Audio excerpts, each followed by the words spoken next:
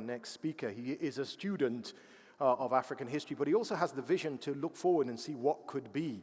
And that has fueled Afreximbank's drive to support intra-Africa trade and the AFCFTA, and of course this, the Intra-Africa Trade Fair that we're all together. Please give a warm welcome to His Excellency Professor Benedict Orama, President and Chairman of the Board of Directors of Afreximbank and co-convener of IATF, ladies and gentlemen. We gather here in Durban, an important trade gateway into Africa, in demonstration of our will as a people to defy the dark clouds cast by the COVID-19 pandemic and continue our journey towards collective self-reliance as Africans. We hinge our faith on trade, that powerful tool that can be a source for good and bad. It was trade that led to the fragmentation of Africa. It was trade that took millions of Africans against their will into slavery in faraway lands. Today, we embrace the same trade as an instrument for progress, as a tool for reversing the damage it inflicted on Africa over so many decades.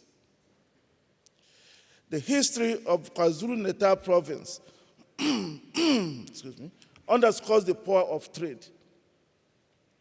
It tells us a tale of a province that suffered immensely in the hands of those attracted by its wealth and ease of access to the rest of the world, but which has also flourished because of the gateway it offers to the world. So as the KwaZulu-Natal province hosts the second edition of the Intra-African Trade Fair, it proves beyond doubt that just as it has helped to integrate Africa into the global economy, it can also integrate Africa as a people. Special thanks to His Excellency President Cyril Ramaphosa and the government of South Africa for their strong support for this trade fair, and for receiving our leaders and all delegates, performers, buyers, sponsors, exhibitors, journalists, and everybody with open arms. We're able to assemble here physically because of President Ramaphosa's bold and visionary leadership in creating the African Vaccine Acquisition Task Team,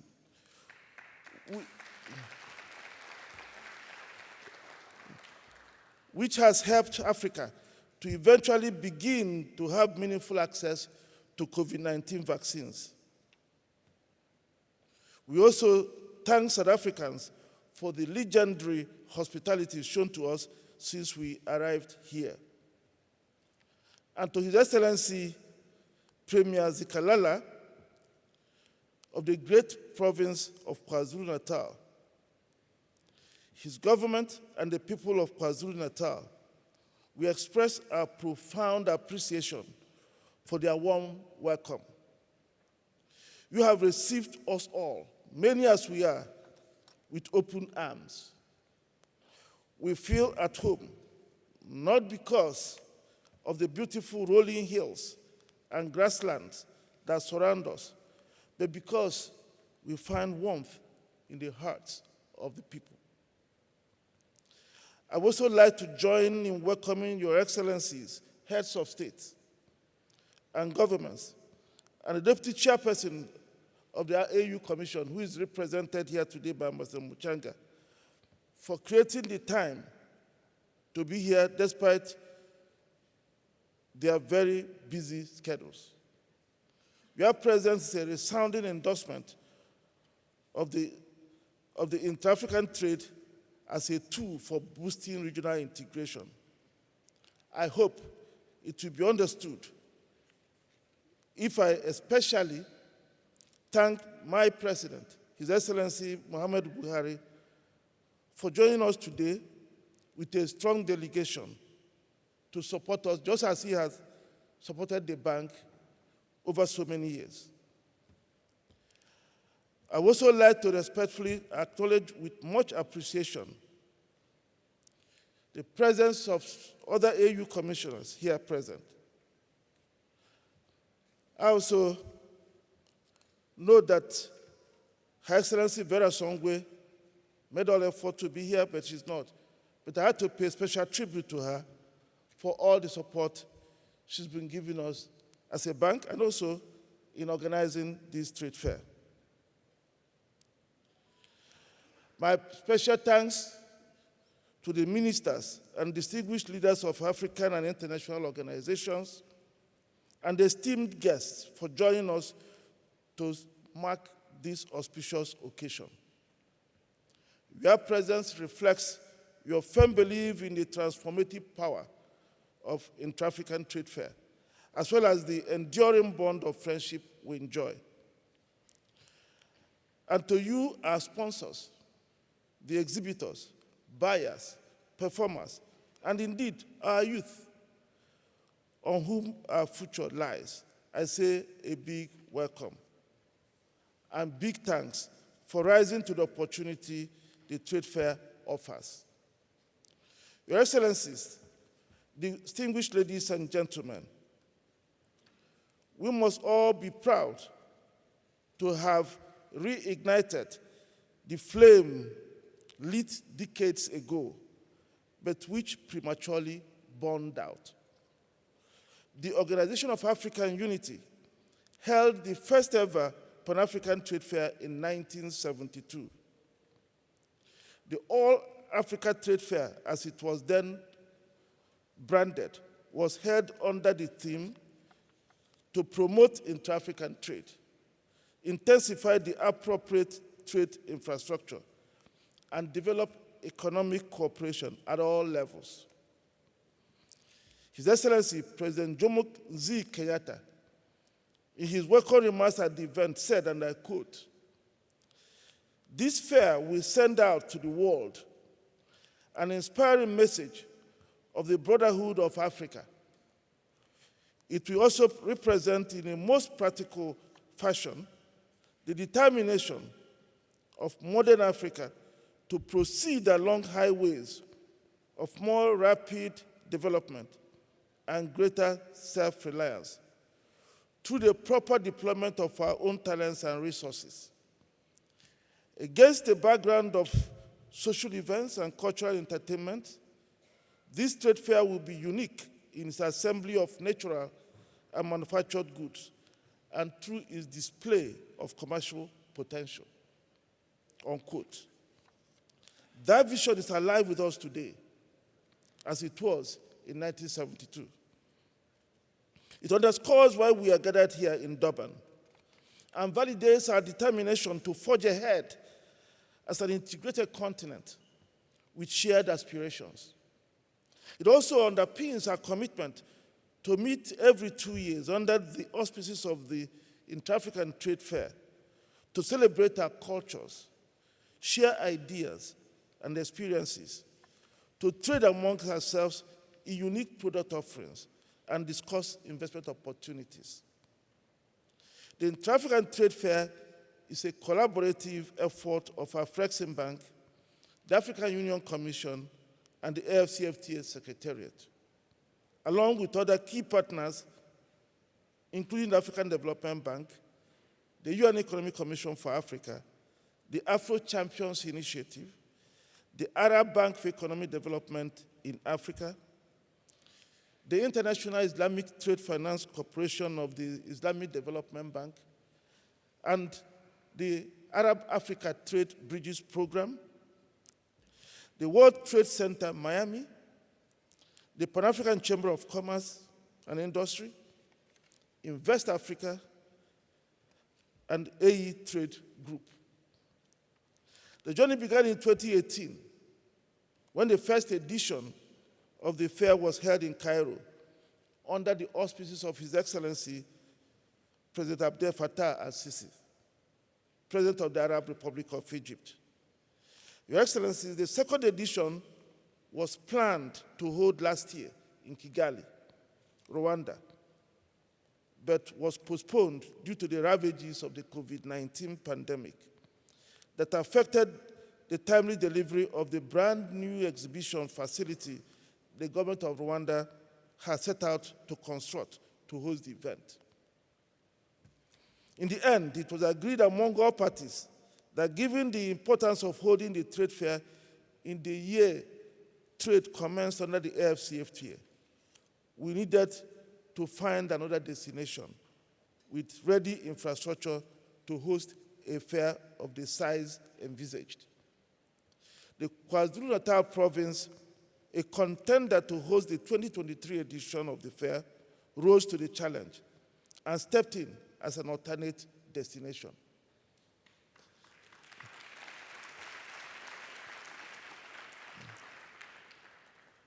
We thank the government of the KwaZulu-Natal province and the South African government for accepting to host the trade fair despite the very short notice.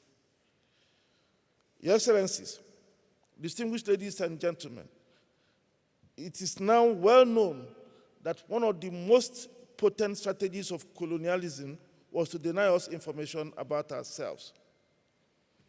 That is why, despite over 6 decades of independence, Africa remains a continent of 55 fragmented nations.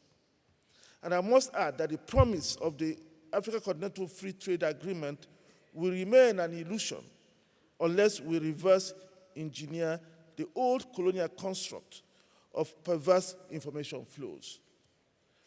The Intra-African Trade Fair is a solid tool at our disposal to achieve that. The trade fair will open the African market to African businesses. It will enable us to build trust amongst ourselves, open investment opportunities that we never knew existed, and begin to foster the emergence of regional value chains. It is the trade information flow that the trade fair will facilitate that will bring down the 87,000 kilometers of borders that divide us today. It is a trade fair that can help us to begin to reverse some of the absurdities we see today in Africa's trade patterns, whereby many African countries import from outside Africa at a much higher cost the same products a neighboring African country exports to the world at a lower price. And this is why I said that the political act of signing the AFCFTA will not open borders, nor will it make Kenyan shoe manufacturers to buy their hides from Burundi around the corner, rather than from New Zealand thousands of miles away. Sloganeering and waving the AFCFTA flag are good for morale, but will not bring down the border between Nigeria and Benin Republic. Nor will it make it easier for an Egyptian coffee roaster to buy Ugandan coffee directly from Uganda instead of from Italy. Reversing these anomalies will require a deliberate effort to connect African buyers and sellers, deepen knowledge of Africans about their continent by facilitating least cost access to trade and investment information. Your Excellencies, this is what this event offers to Africa and its partners. We are fulfilling a key deliverable under the African Union's Boosting Intra-African Trade Initiative. Our proof of concept, the first Intra-African Trade Fair, which I referred to earlier, was a huge success. It attracted 1,100 exhibitors and about 7,000 participants from 45 countries, and facilitated the signature of deals worth about $32 billion. I'm pleased to inform you that about $25 billion of the deals signed during that trade fair have been implemented, with another $2.5 billion being processed, representing an incredible 83% success rate. Your Excellencies, beyond the numbers, the impact on real people has been humbling. For instance, a young Nigerian entrepreneur who participated in the 2018 trade fair, thanks to the Lumelu Foundation, was identified by Singaporean investors at the trade fair and now produces drones for agricultural purposes in Singapore.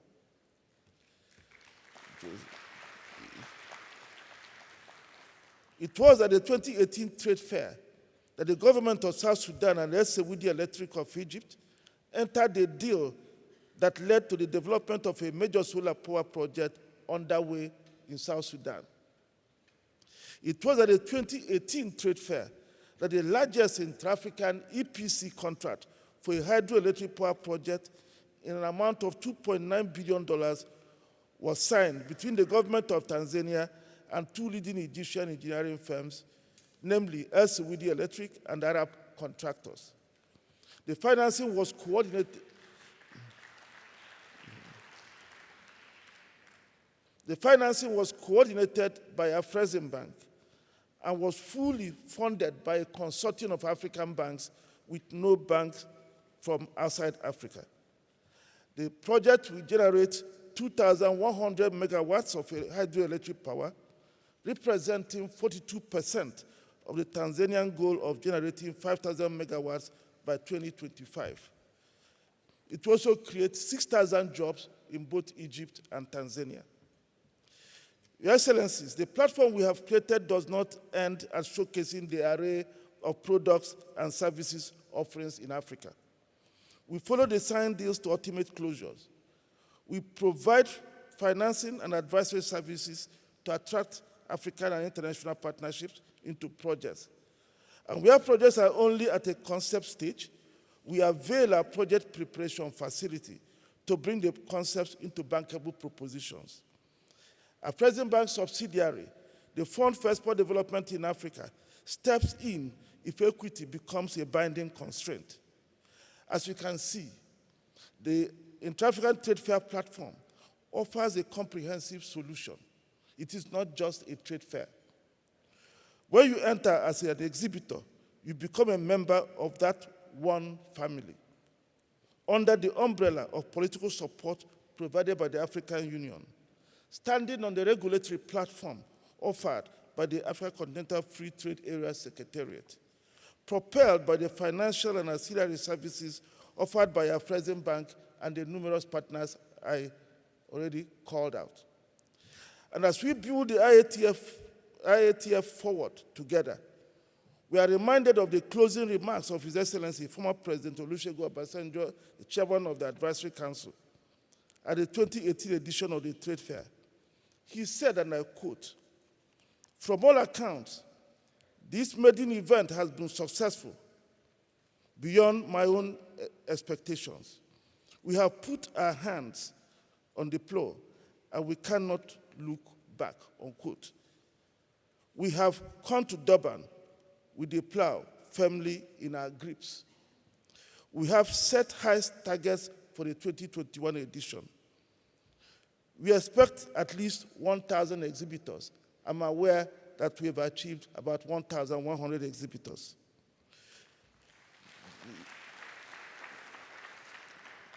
We expected 10,000 visitors. By the last time we checked, registrations are close to 11,000. We have 92 countries represented in this trade fair. And we're expecting that deals worth about $40 billion will be closed. We've also introduced new elements that, in our view, will help create continental value chains. The IATF partners have collaborated with the African Association of Automotive Manufacturers to introduce a biennial Pan-African auto show as an integral part of the trade fair. We have launched this collaboration here in Durban, a city that is doing its best to become one of the big auto hubs on the continent. We recognize that a robust automotive industry can catalyze the emergence of interconnected supply chains spread across the continent.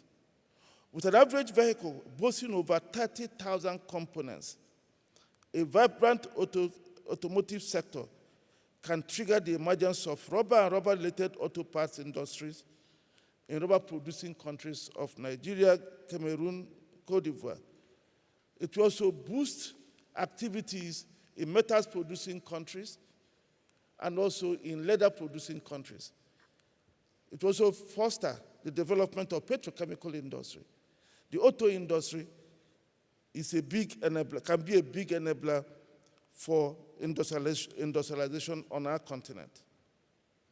It is for these reasons that the IATF partners are working with the Association of African Automotive Manufacturers under Afrexim Bank grant funding to put in place a continental automotive strategy. That is why Afrexim Bank has supported the African Regional Standards Organization to harmonize over 43 auto standards for the continent. The auto show is a natural complement to these efforts. We invite you to visit the show and thank the AAAM and our sponsors for making it possible. We have also expanded the culture and creatives event to showcase the continent's vast cultural diversity and abundant creative talents. Under the platform Creative Africa Nexus, the fairgrounds will come alive from November 19 with music, dance, art, craft, fashion, poetry, and the best of Africa's creative talents at home and for the diaspora. Cannes will expose young talents, offer capacity building, open market access opportunities, and foster collaboration that can showcase the best of Africa. We invite you to participate actively and thank our sponsors for their support.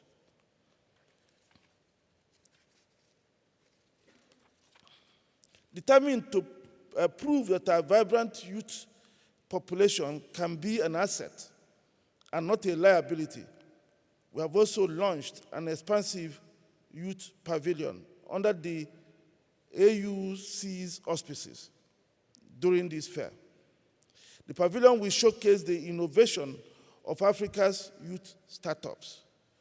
We have invited venture capital and equity funds to interact with them and explore investment opportunities.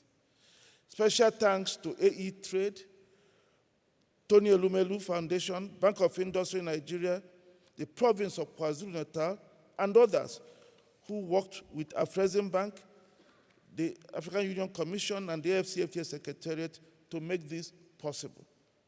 You are welcome to visit the pavilion and interact with the more than 300 youths carefully selected from across Africa. That is the pavilion of the future, and you must not miss it. And consistent with the times we are in, we have introduced a hybrid format to the event with about 200 countries and companies exhibiting virtually under our platform called IATF Virtual. Some of you may recall that we launched the virtual trade fair in 2018 as an online add-on offering to those exhibiting physically. This year, some countries and exhibitors have chosen to exhibit virtually only. You are humbly reminded to visit the country pavilions and booths at the IATF Virtual. And we've also introduced a sub-sovereigns conference to create a platform for subnational governments across Africa to interact and share ideas. We thank His Excellency Premier Zikalala for agreeing to host the Made-in Conference. We welcome the governors and premiers from across Africa who are here for that purpose. Your Excellencies, distinguished ladies and gentlemen, these new additions will complement the exhibitions and trade and investment conference that form the core of the IATF offerings. And as I approach the end of my speech, I would like to draw our attention to a quote in a study conducted by 3 scholars just last year. Kramer, Sanders, and Ogube wrote, and I quote, One reason to query expectations for intra-African trade is the dismally poor implementation record of regional integration agreements. Despite decades of negotiations and agreements within sub-regions and regional economic communities in Africa, intra-African trade remains a tiny proportion of the continent's overall trade. While African regional economic integration and greater intra-African trade may be rhetorically appealing on grounds of economic nationalism or South-South solidarity, as a blueprint for accelerated development, it is a fantasy, unquote. Your Excellencies, distinguished ladies and gentlemen, we must prove these and the very many naysayers wrong. We are already doing so. This fear is the starting point. And the other reasons why they are wrong.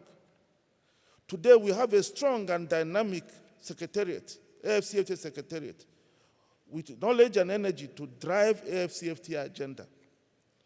There is an alignment with the AU. And importantly, our President Bank is a vital partner in implementing the AFCFTA, filling a critical financing gap that has been the bane of other sub-regional arrangements. Your Excellencies, trade agreements have worked in more mature markets because they have institutional mechanisms that support their implementation. Africa is beginning to build its own institutions. Our President Bank is one of them. That is why the bank is unrelenting in its support for the AFCFTA. That is why we'll never look back in making sure that it works. For instance, we have committed to disbursing $40 billion to support intra-African trade over the next 5 years, building on the $20 billion disbursed in the past 5 years. We are able to do this because the African Union had endorsed the recapitalization of our President Bank to double its capacity to be able to support the continent. So we give back by doubling the support for intra-African trade.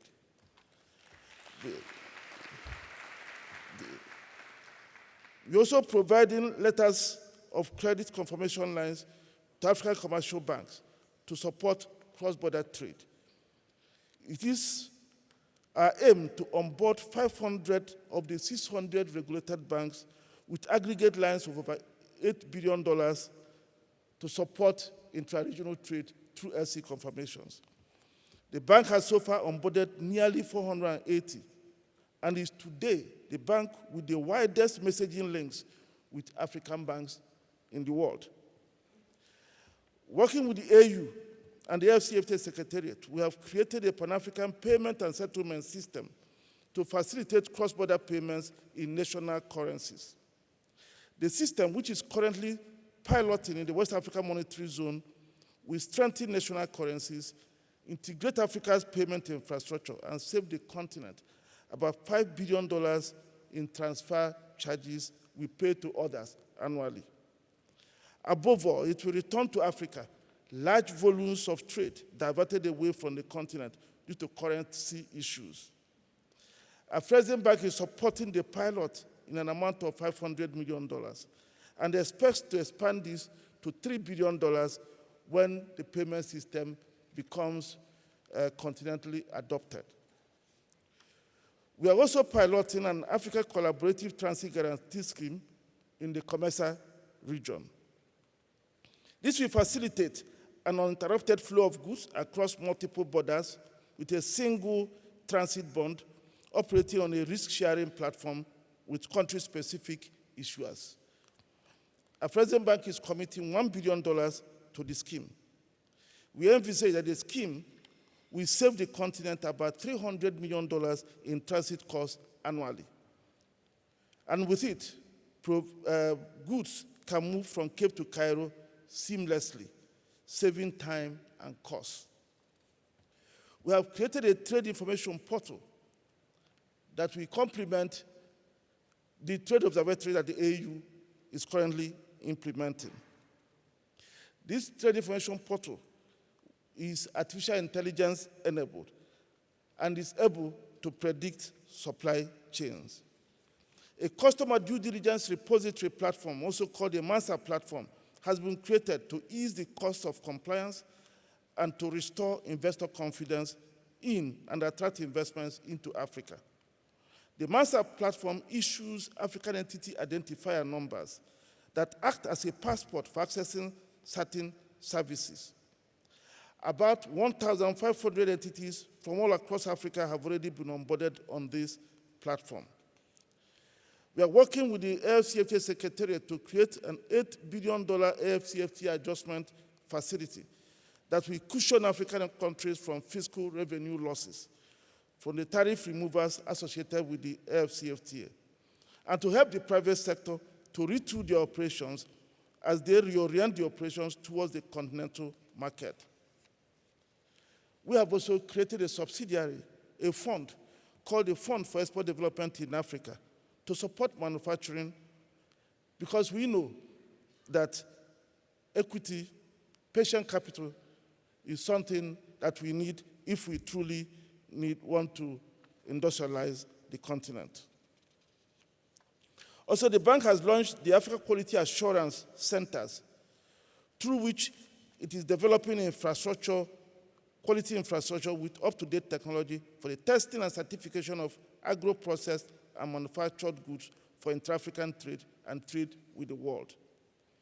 In addition to the automotive standards, which we have helped to harmonize, we have also so far supported the harmonization of 121 standards for healthcare and medical equipment. And we thank the Islamic Development Bank Group, the UNECA, for working with us and the AU to achieve this. Your Excellencies, these are among the many initiatives we are implementing to guarantee the success of the AFCFTA. We invite you to visit our Present Bank Pavilion to see for yourselves the interventions, products, and facilities available at our Present Bank. Our team members are there to answer your questions.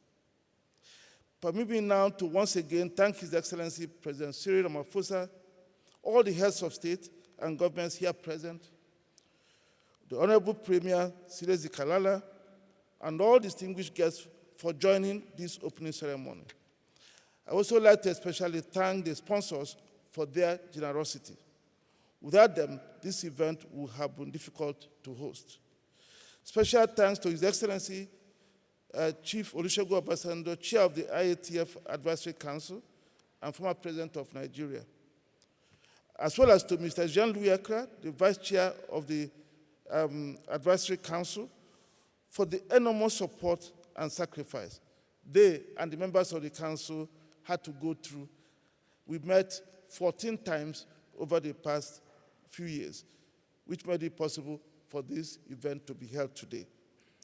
Our appreciation also goes to the event organizers, READ, Brand Communications, and others. It's also time to recognize the hard work and sacrifice of our indefatigable IATF team, led by Mrs. Kanayo Awani, Managing Director of our Intra-African Trade Initiative, and the team at the KwaZulu-Natal province, who have worked with us day and night to make this event a possibility. I congratulate us all for being able to do this, even in the midst of a pandemic. I thank you for your kind attention.